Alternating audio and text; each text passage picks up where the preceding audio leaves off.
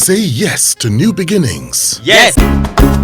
Say yes to new beginnings. Yes. Say yes to. How did you get into showbiz, and what was your parents' reaction at that initial stage when you started? Okay. I won't say it was really difficult back then because music wasn't really the in thing.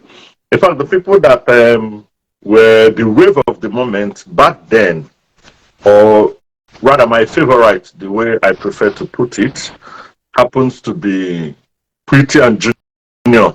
But they were doing it in Pidgin English. Yes.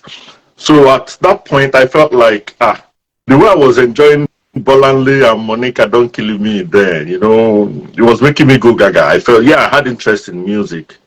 And my popsy, a music lover. You understand? My dad has loads of collections of different artists, catalogs. So back then, when I listened to Pretty and Junior and the way I react to that pidgin thing, like our thing, I felt like let me Ebonize my own, because I started with English rap, plain English rap. Then I realized when I perform my English rap songs, people will say I'm a good performer, nice one. But at the back of their mind, it's somebody's song that you're singing. The one that I decided to test run something, infuse one or two Igbo words, in my flow during one performance. And the reaction was amazing because they could relate with the language back then in Enugu. I noticed that the love was too real.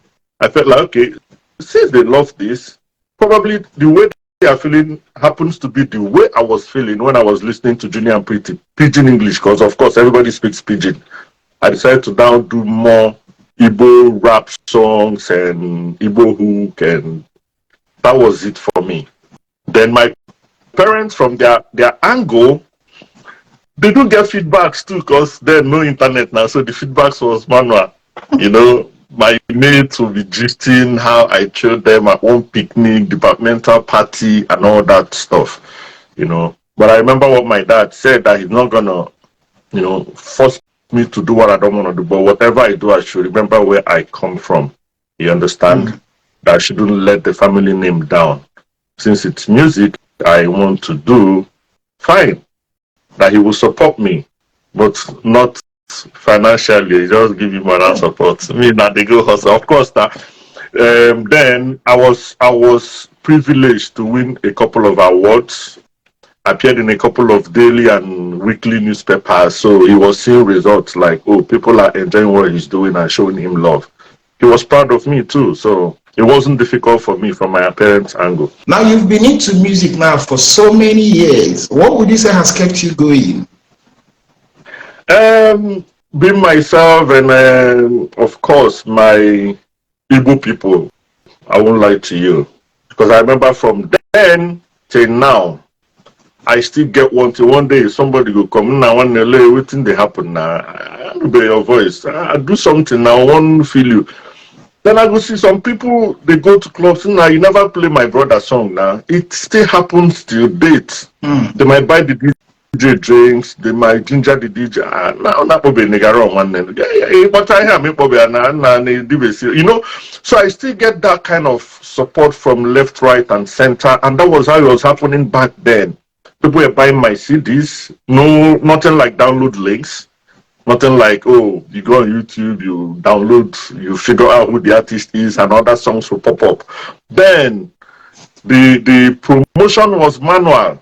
So if you want your song played in Kaduna, for example, you have to send your materials to Kaduna.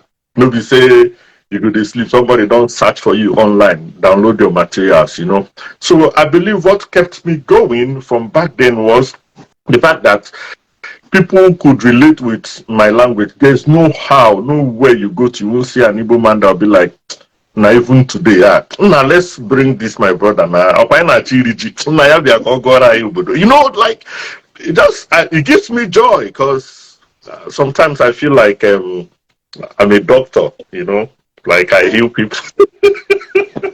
Interesting. So that's what I believe, and grace that has kept me going. Not like, even when I don't release songs, I will still get calls from people and they'll be like, my boss, my dad loves your music. Biko, today is this weekend will be his birthday. How much? I want you to come sing Obodo for him. He loves Obodo.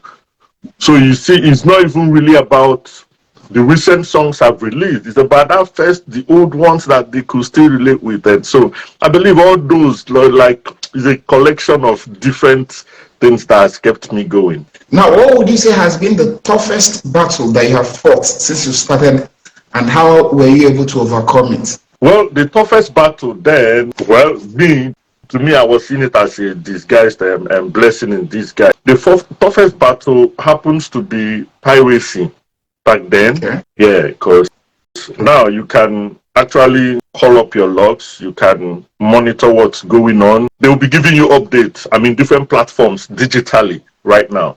But back then, your song they ring for Sapele, they ring for Worry. Nobody who they check out. You don't know, So I sing fine. I sing fine. So you don't even know. But the funniest part of it was you'll be happy that people know your songs. You understand? So I won't really call it like biggest challenge, but it was a challenge because at some point I had to, check probably what I might have made. For me it's more, money wise. But to me it's just that piracy thing. You get a whole lot of your materials outside and it doesn't align with what's coming to you. Okay.